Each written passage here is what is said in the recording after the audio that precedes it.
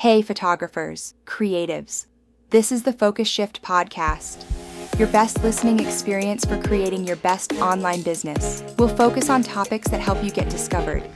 So sit back, listen, take notes if you like, and get excited about growing your business. The social media landscape, it's just, wow, always changing, isn't it? An absolute whirlwind. Constantly shifting, yeah. And in a world evolving this fast, just staying current isn't enough anymore. You really have to be ahead of the curve. It feels essential now. Absolutely essential. It's table stakes. So today we're doing a deep dive.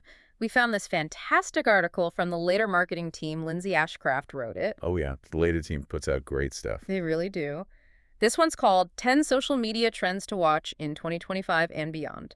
It was updated August 12th, 2025.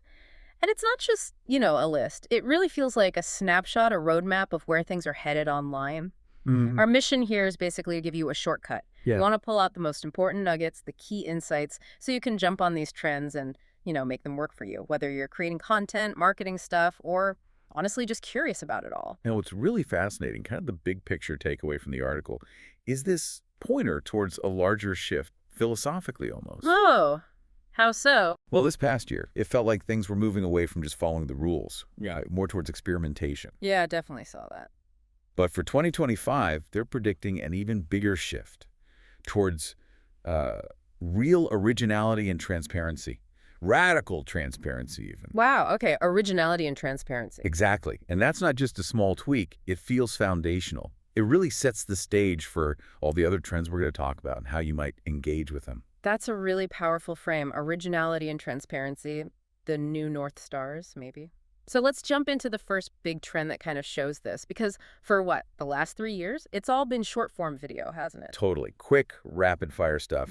Trending audio was king. Right. Especially on TikTok and Instagram, all about the quick hit, that instant gratification.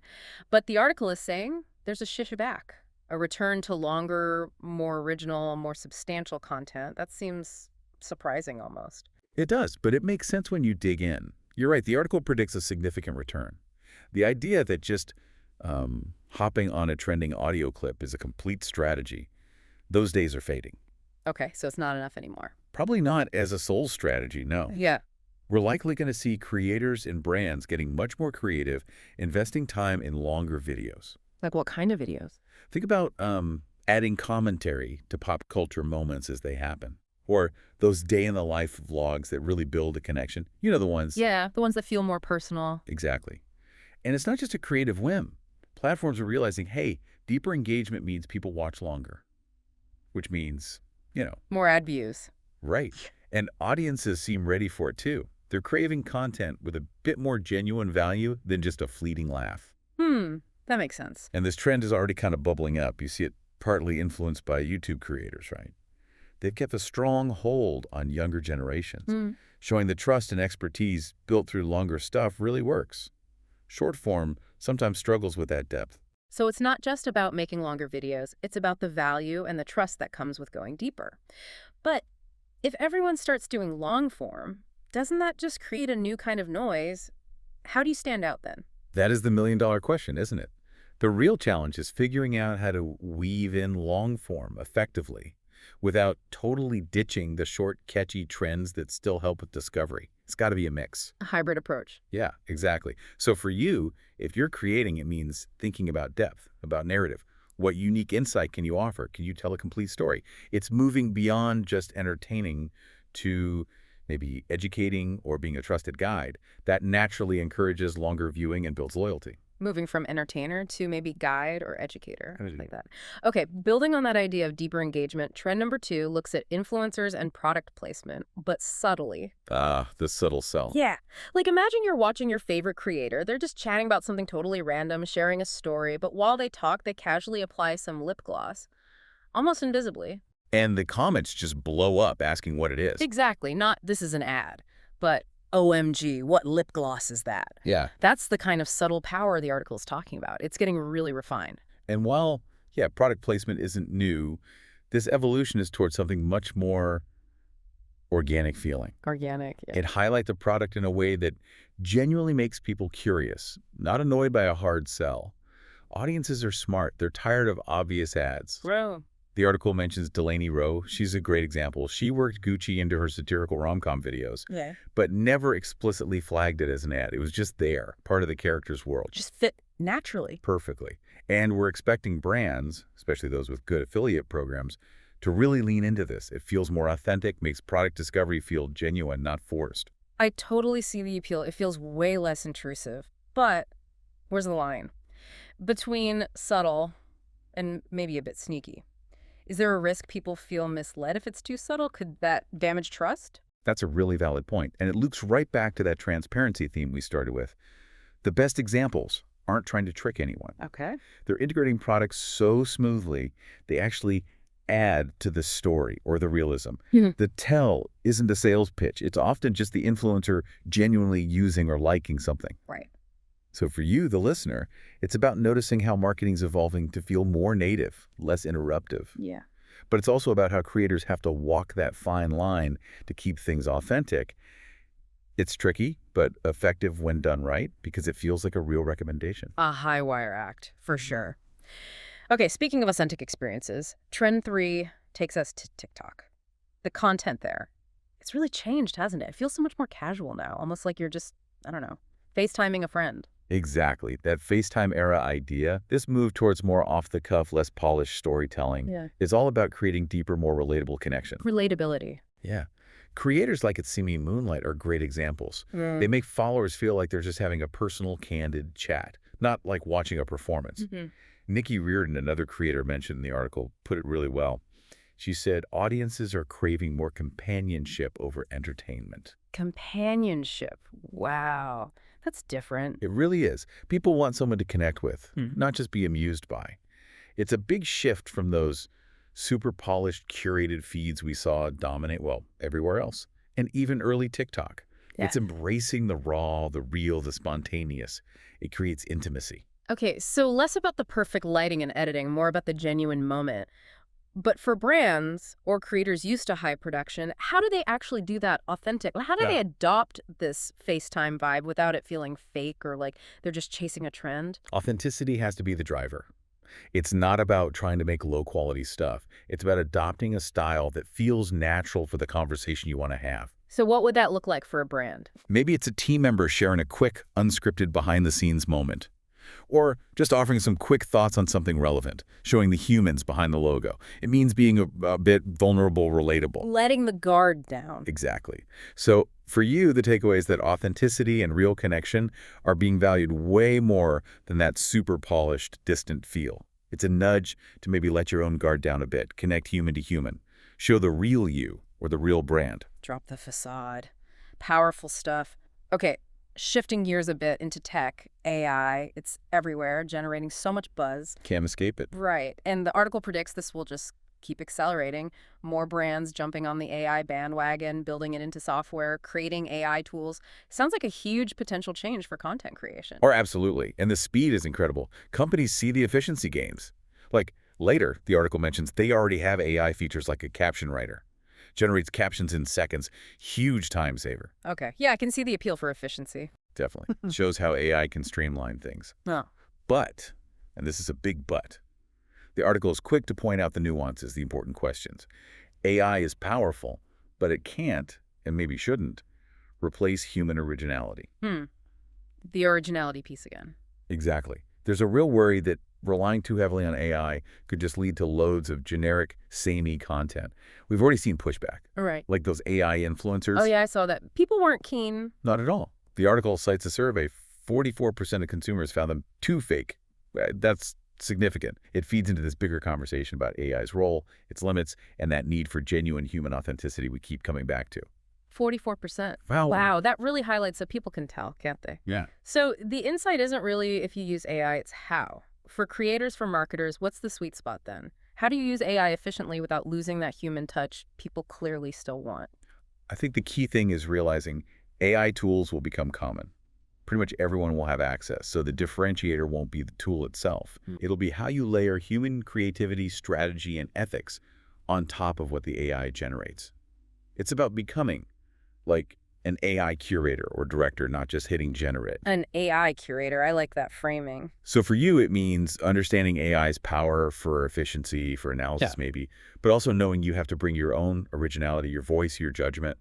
AI as co-pilot, maybe? Not the pilot. Co-pilot, not pilot. Got it. Okay.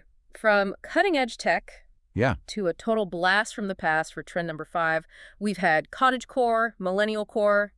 There's a core for everything these days. There really is. It's part of the internet language now. And now the article says nostalgia core is a major, major force. Yeah, nostalgia core is huge. Yeah. USA Today apparently defined core as basically these pre-existing subcultures or niches, patterns, clothes, vibes, you name it. Okay. And nostalgia core has just exploded, largely thanks to Gen Z completely embracing 90s and Y2K, fashion, music, aesthetics, everything. It's everywhere. It really is. Yeah. And it's not just superficial. It seems like a deeper dive into collective memory, maybe a longing for simpler times or just different times. For brands, this is exciting territory. How are brands using it?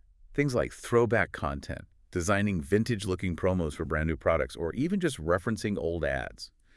Influencers like Funky Girl are nailing it, making videos with that intentionally lo-fi graphic style, featuring old 90s products. It taps into shared memories. Yeah, that lo-fi look is so specific. It is. And even Pinterest predicts, which is usually spot on, has flagged several nostalgic looks for their trends report. So it seems like it has real staying power. It's amazing how fast these things cycle back, often with a new twist, though. But is there a danger for brands? Like, could they get the nostalgia wrong? Especially if they're targeting Gen Z who didn't actually live through the 90s the first time. How do they keep it authentic? That's a really smart question. It's not enough to just, slap a vintage filter on an ad. Okay. It's about understanding the vibe, the essence of what made those times feel the way they did. For you, listening, this trend shows why certain eras hit different generations so hard and how that cycle can be used for really effective, relatable marketing. The key is genuine understanding the cultural references, the humor, the specific details, not just copying the surface. Research is key. Research, and maybe even working with creators who genuinely get that aesthetic. When it's done well, it actually feels original because it's reinterpreting the past creatively, not just mimicking it. Respectful reinterpretation. Okay. Now, let's talk about a huge shift, how we find stuff online. Trend 6. Forget Google. Oh, well, not entirely, but nearly half of Gen Z are now using TikTok and Instagram for search. Yeah, that stat is wild. Nearly half. Which means optimizing your content with keywords is more vital than ever, but in a completely new way on new platforms. This really shows a massive change in how people, especially younger people, look for information. They're not always after a straightforward, dry answer. What are they looking for then? Often it's more exploratory, more visual. They want curated takes, personal stories, authentic perspectives. Think about TikTok storytelling or honest reviews on Reddit maybe. Less static results, more dynamic discovery. Discovery through content, not just search results. Exactly. Oh. So for you strategically, this is a game changer. You need to think social SEO. And it's not just about text in your captions anymore. What else counts? The algorithms are getting smarter. They listen to audio, read on-screen text, even understand visual context. So making a good list of keywords you want to rank for, and then consistently creating content around those keywords, optimized for all these signals, that's going to be crucial for getting found. So social SEO is way more than just hashtags. It's holistic, multimedia almost. Yeah. What are the big challenges optimizing for TikTok versus, say, Google? The biggest thing is that multimodal aspect. Google's mostly text. TikTok, it's what you say, the text on screen, the hashtags, the visuals, the whole package. The algorithm tries to grasp the full context. Right. Another challenge is speed. Trends move so fast on social. You need constant keyword research and the ability to create content quickly to stay relevant. Agility is key. Absolutely. So for you, this changes how you find info, and it means creators must adapt to be found in this new search world. It blends old SEO ideas with deep platform understanding. Huge shift. Okay, trend 7 hits close to home for many, I think. Social media burnout. It's real, right? Not just for users, but especially for creators, social media managers, the ones constantly on them. Oh, it's incredibly real. The pressure to post consistently. Yeah. It's not stop if you want to grow on almost any platform. Yeah. But trying to be everywhere all the time, that's just a direct path to burnout. Your efforts get spread thin, results diminish. It's unsustainable. So what's the trend prediction? The article strongly suggests more selectivity, quality over quantity. It even mentions Lemonade as a kind of cautionary tale. Remember Lemonade? Vaguely papped up then fizzled. Exactly. Lots of buzz then, not much. A reminder not to chase every shiny new platform just because it's there. The focus needs to shift. Huh. What will make the most impact for your brand or your goals? Not just being everywhere. Strategic focus? Maybe even strategic retreat? Precisely. That makes so much sense just thinking about time and energy. But if you've already built audiences on multiple platforms, how do you choose where to focus? How do you decide without alienating people or missing out somewhere else? It comes down to really digging into your analytics. Where's your audience really engaged? Where are you seeing the best ROI for your time? Data-driven decisions. Yes, and maybe being transparent with your audience about where you're focusing your energy. So for you, this is about navigating that crowded space strategically, focusing your energy where it counts, avoiding that burnout trap, being intentional, not just reactive. Quality over quantity. Yeah. Applies to platform choice, too. Okay. Trend 8 messes with our heads a bit. Storytelling isn't linear anymore. Forget beginning, middle, end. The article says it's getting more. Unhinged. Non-linear. Unhinged is a great word for it. This trend is all about grabbing attention immediately in those super fast competitive feeds. How does it work? It often involves dropping the viewer right into the middle of the action, the climax even, like a cold open in a TV show, but maybe even more abrupt. It's our mid-story. Yeah, it acts as the ultimate hook. Your brain instantly tries to figure out, wait, what's happening here? Whether it's decoding a trend by showing the end result first, or just a soundbite designed to make you stop scrolling. It makes the audience lean in, try to understand, creates massive FOMO. Fear of missing out. That's powerful. TikTok's own trend report backs this up, talking about all these creative storytelling approaches that bring people closer through sheer discovery. A really practical tip from the article: mention something juicy that happens mid-video right in your caption. Encourages people to stick around. That's clever. Tease something from the middle to keep them watching, like a little puzzle. But could this unhinged thing get too confusing? Could people just get frustrated trying to piece it together if there's no clear path? That's the risk, definitely. While it's non-linear, it still needs to feel satisfying in the end. The unhinged part is the delivery, not necessarily throwing narrative logic out the window entirely. Okay, so there's still a story, just told differently. Exactly. It takes skill to create that curiosity without just confusing people. So for you, it shows how content is being engineered to grab and hold attention, challenging old story structures, making you an active participant. It's strategic experimentation. Mastering the art of the tease. Okay, trend 9. We're seeing more and more gated content, right? Stuff you have to pay for or subscribe to access. Why is this happening now? The article points to about 4 main drivers. First, people are just getting tired of the endless stream of suggested content on main feeds. It feels overwhelming, often irrelevant. Algorithm fatigue. Yeah, something like that. Second, creators and brands want deeper connections with their most loyal fans, moving beyond just likes and comments. Building real community. Third, creators want to own their audience and content. Get away from relying solely on platforms whose rules and algorithms change all the time. Provide stability. Makes sense. And the fourth? Monetization, plain and simple, offering exclusive stuff, bonus content, early access, community features directly to their biggest supporters. We see this with Instagram subscriptions, platforms like Substack. Patreon, etc. Exactly. Different models, but the idea is a direct value exchange. But the big question the article raises is a good one. Will this gating strategy actually make content feel more exciting and valuable, or just harder to access? Yeah, will people pay? Only time and those crucial open rates and subscriber numbers will tell if the value is really there for the audience long term. It's definitely about finding that core group willing to invest. But isn't there a risk? By gating content, don't creators potentially shrink their overall reach, limit new audience growth, maybe even tick off casual followers? That's absolutely the tightrope they have to walk. It's a trade-off. Really deep engagement with a smaller, committed group versus potentially shallower reach across a wider audience. So for you, it highlights this evolving idea of what exclusive means and how your relationship with creators might become more direct, maybe involve payment. It forces creators to really define their unique value for their superfans. Ties back to originality and focus again. Another strategic dilemma. Okay, 10th and final trend. Instagram is going all in on Gen Z. What's the strategy? What does that mean for Instagram's future and for everyone else using it? This is a huge strategic move for Meta. Statista data shows Instagram usage is strong and growing for both millennials and Gen Z, so they have a solid base. Okay.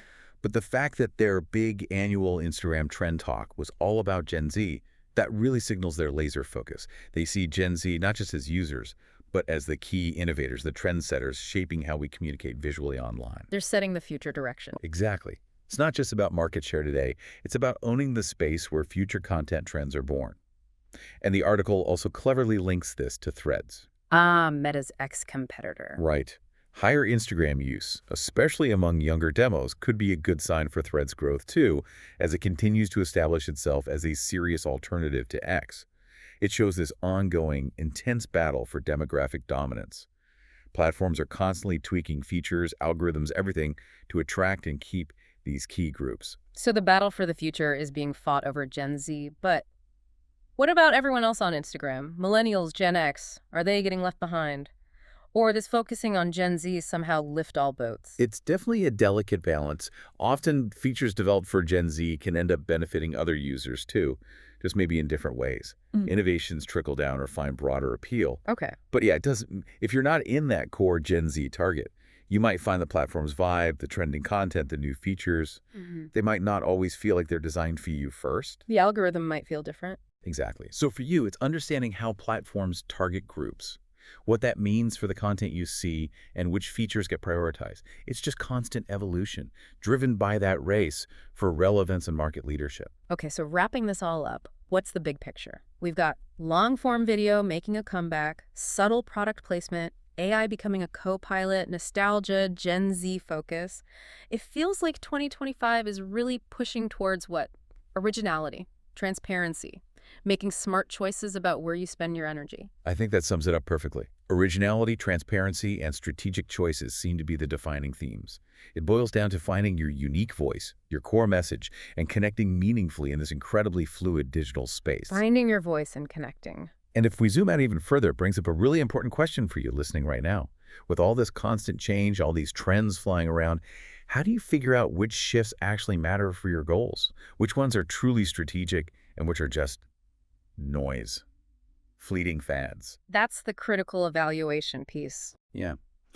The article suggests, and I think it's true, that the brands and creators who aren't afraid to experiment thoughtfully, who adapt strategically instead of just chasing trends blindly, they're the ones who will consistently succeed and build those lasting connections.